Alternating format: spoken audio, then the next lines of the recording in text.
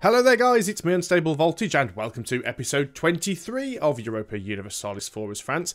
This is the first game that I am playing since the release of the Eldorado DLC expansion. I don't actually have Eldorado, I haven't bought it yet because, well, one, it isn't really going to affect this game, and I'm not sold on it yet.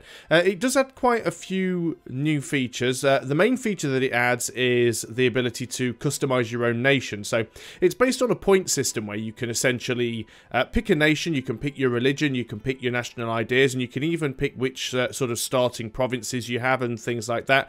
Like I said, it is done on a point spending system so that you can't just go mad and have a nation that spans like the entirety of Europe. But that is one thing that has been added. That's quite interesting. And you can also randomize the whole world, so you can have all of the different nations of the game sort of randomly spread around all over the place, and it does make for a bit of an interesting playthrough. However, one of the main reasons I've always liked EU4 is because of its sort of historical significance, so I don't know if I'd use that mode all that much.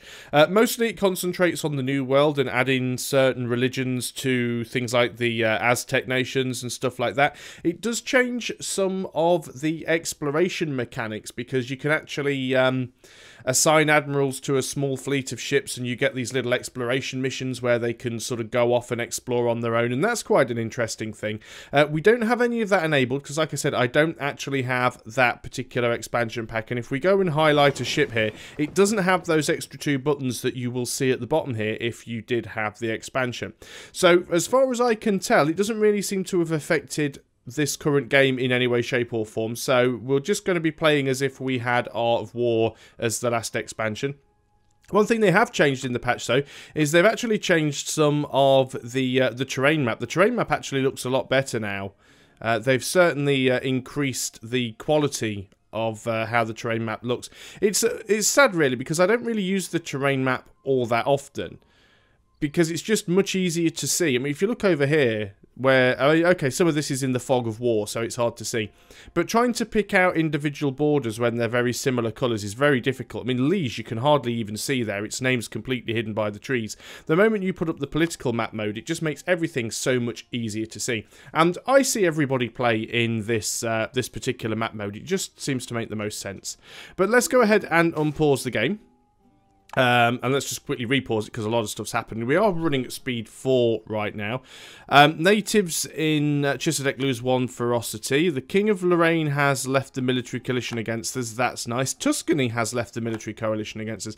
We might be getting to a point where we actually can start thinking about turning on Brittany. It would have been nice if we could have diplo-vassalized them, but because we let them take Anjou and Maine from Provence, their tax base is a little too high, which is going to be a bit of a pain. Royal marriage offer from Castile, we will take that. Request for military access from Portugal. Portugal, do you like, well, you do like us a little bit, I suppose. We'll let you through. Who are you at war with? You're at war with Morocco. Okay, well, we'll let you through because I'm not too bothered about that. Let's just unpause and go down to speed 3 just while I reacquaint myself with what's been going on. Like I said, I haven't really played for a week or two. This is one of the downsides of recording the game in batches, but on the plus side, it means that for 5 or 6 videos in a row, at least I can sort of remember what I'm doing in between them. Provence, I think we were at some point trying to vassalize them. What is the problem we've got here? It's a friendship issue, isn't it? Military access offer from Castile. Yeah, we'll let them do that. So what is the problem here exactly? Improved relations could go up a little bit more. We should be improving relations because we don't actually have a diplomat there at the moment. And then we can try and vassalize Provence. Now, in the last video, Castile was at war with Aragon. They did manage to take their last couple of provinces. So Barcelona is Castilian owned and is in this sort of area here. Oh, lose 1 stability. That's not very nice, really. Is it just having a random stability drop?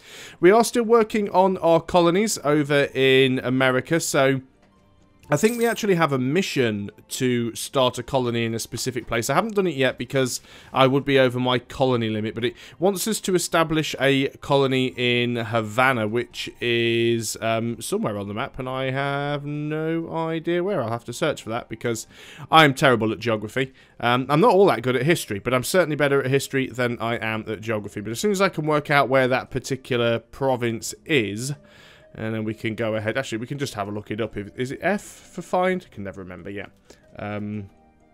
Havana, where are you? You're right down there. So it's actually this. Oh wow, right down on the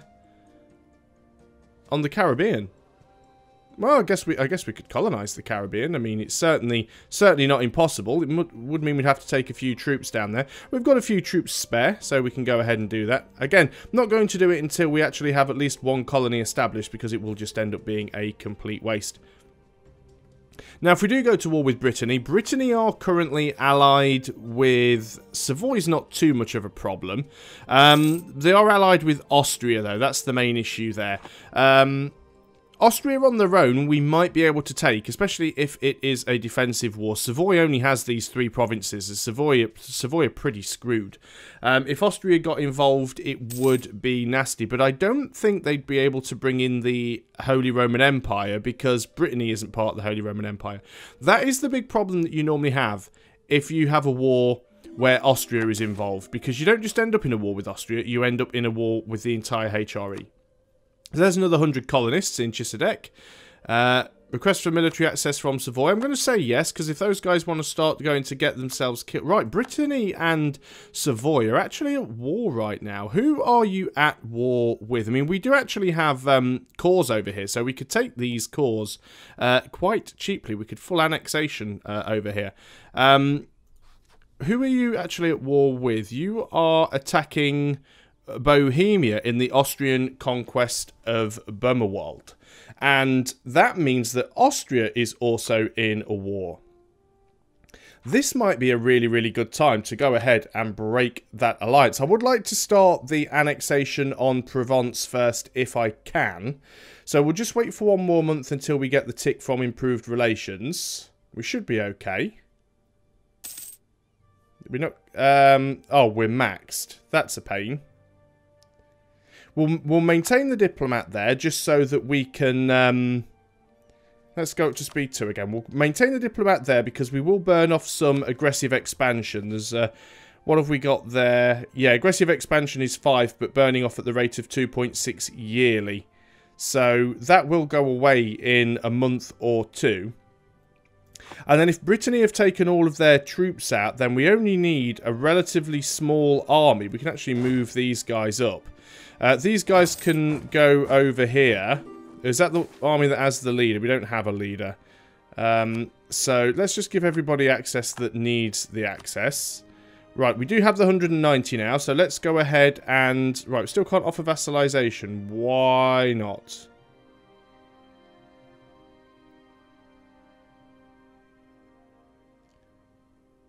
Are they not at peace? Oh, they're not at peace.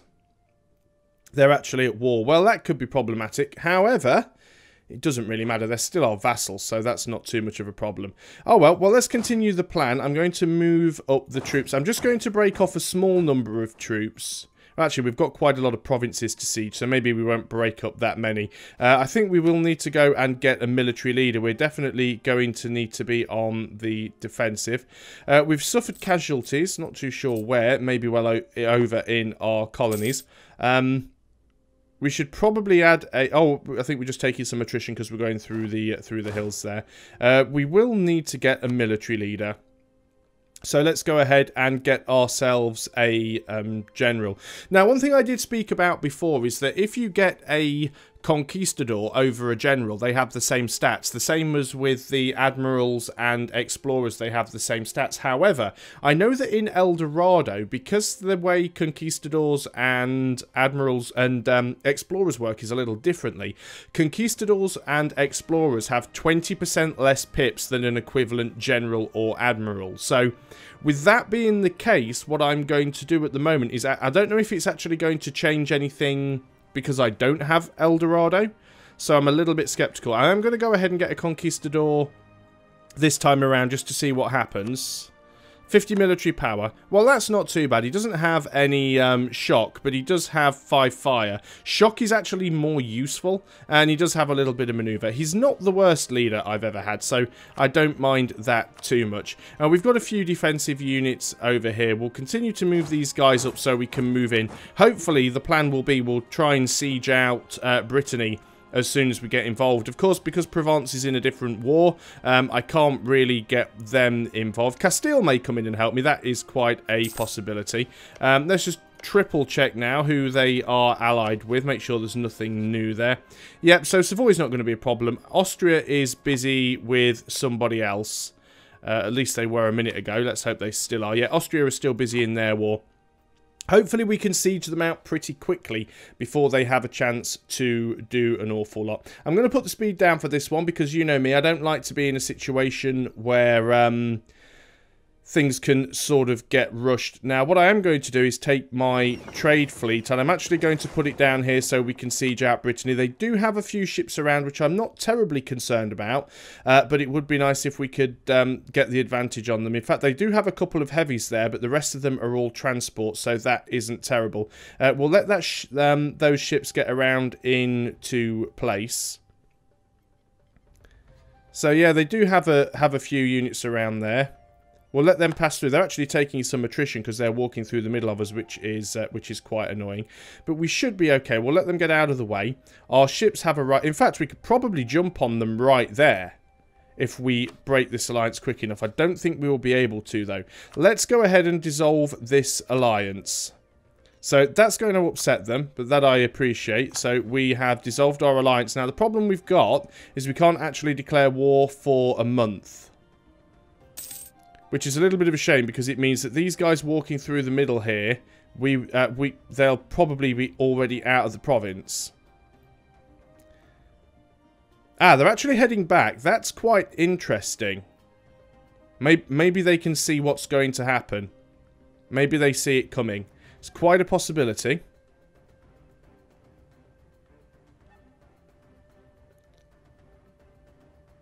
There's every possibility what we should be doing is just moving our leader here. And because this stack should be able to wipe them out quite nicely.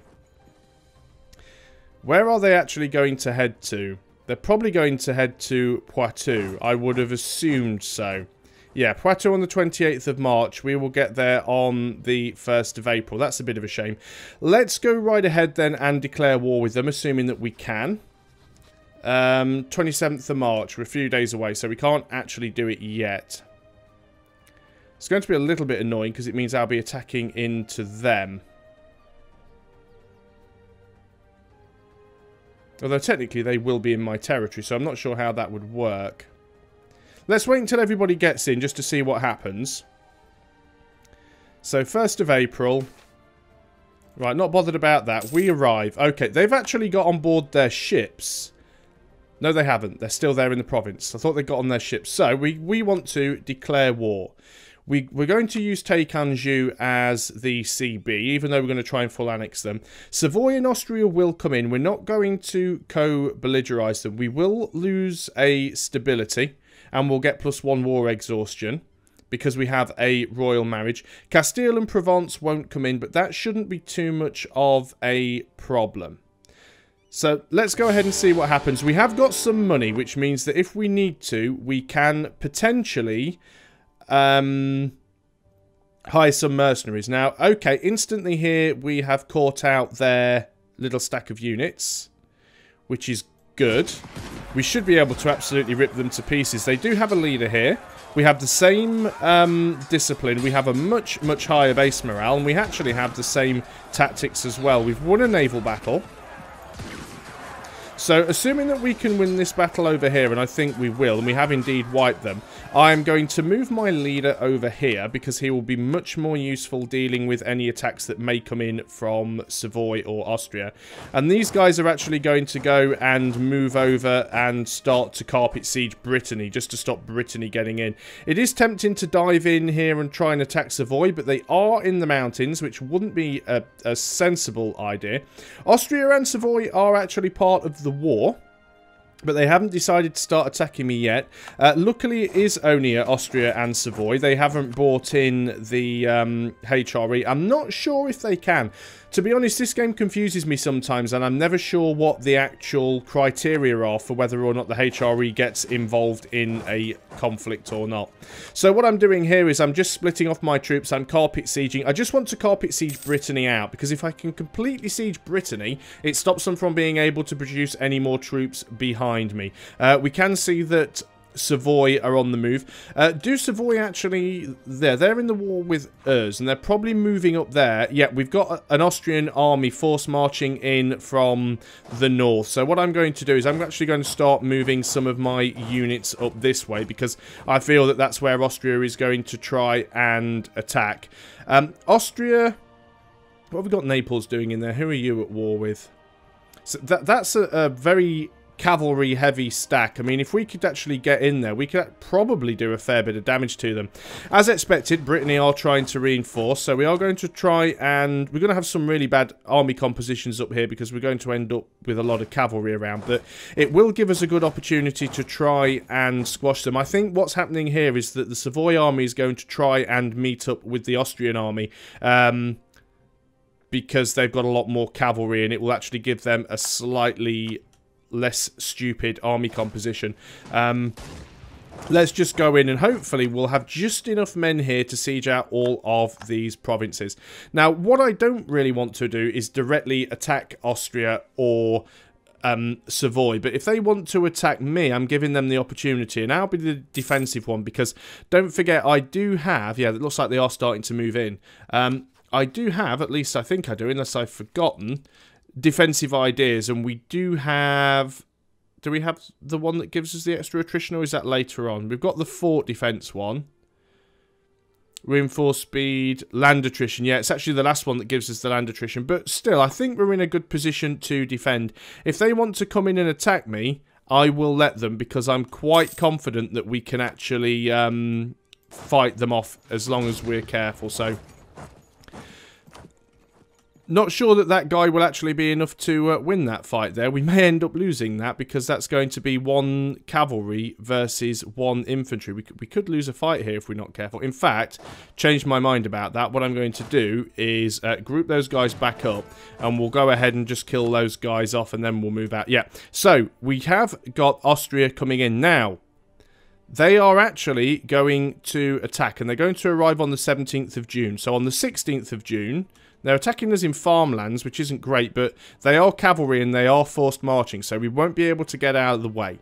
So if they're going to arrive on the 17th of June, we'll start our move on the 16th of June, which means we'll reinforce with our leader. They should get a river crossing. No, they've actually cancelled. I'm very unsure at the moment whether or not they've actually changed the way that the AI works, because it does seem to me now that the AI will very, very often cancel on the last day, and that never used to happen. I think they've actually changed the way it works, which is a little bit annoying. They are trying to siege out. Right, you want to move into there. So if we try and move in, we will get there on the 24th of June. You will get there on the 26th of June. So we will actually beat you there. Let's start moving down with you. They may cancel their move. It's quite possible. So they get there on the 26th. We get there on the 24th. Yeah, they've actually decided to cancel their move. We're going to stay there. We'll let them try and siege out this province, because they are taking attrition and we're not. So let's let that carry on. This is also hills, of course, so we want to be careful there.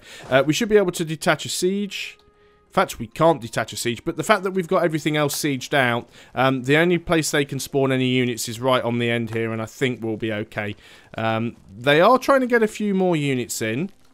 What I'm tempted to do, I think, is to actually get some mercenaries at this point. Now, it will be quite costly, but I think it makes sense. We're going to build all mercenaries, and we're going to put them in here.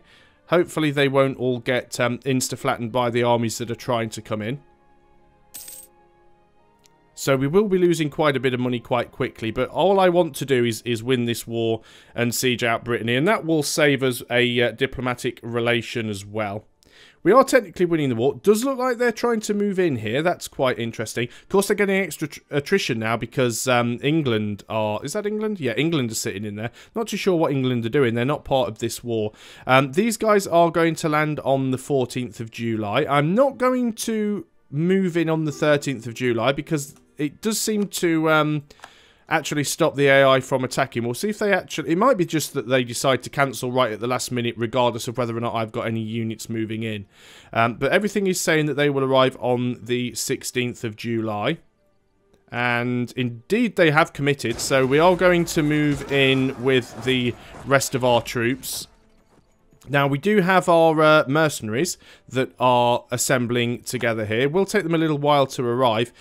We are taking bigger losses, but our reinforcements haven't arrived yet. We haven't got our leader in here yet. Now we're going to get all these pop-ups because we've got mercenaries arriving. They've got the river crossing. We have got much higher base morale. We've got the same tactics and discipline. Looks like they are trying to throw in a few more units, but I don't think they're going to have enough to be able to do anything. So we should actually be safe here. So what we're going to do is we'll allow all of our... We should win this little skirmish here quite easily. We're going to allow all of our mercenaries to get together. Flanders wants military access. I'm not sure who they're fighting, but what the heck, let's let them go ahead and do that anyway. We did actually win that fight. Now, I could go and chase them down, but I'm not sure if that's the best thing to do right now. So, we will continue to try and... win some sieges over here. We haven't made a lot of progression on many of them, which is a bit of a shame. Let's go ahead and put our mercenaries over with our units here. What we probably could do, I think I'm going to go up to speed 2 now because I think we've dealt with the majority of the problem from Austria. I'm going to split these army stacks up just because we're taking a lot of attrition. Let's put the big guys with the leader up in the mountains because that will make it a little bit more defensive for them. Just got to be careful because Brittany are starting to form a relatively big army in this corner and they could just descend on us with one almighty stack. What I'm tempted to do actually, and I think I will, I'm going to take the mercenaries and just go and do a little bit of cleanup over in Brittany. Might even leave some of the mercenaries over there to try and just take that last province. We'll see how that goes. However, we are over the 20-minute mark, so I'm going to call that the end of the video. So thanks a lot for watching, guys. I hope you are still enjoying EU4 as France, and I'll see you next time. Until then, goodbye for now.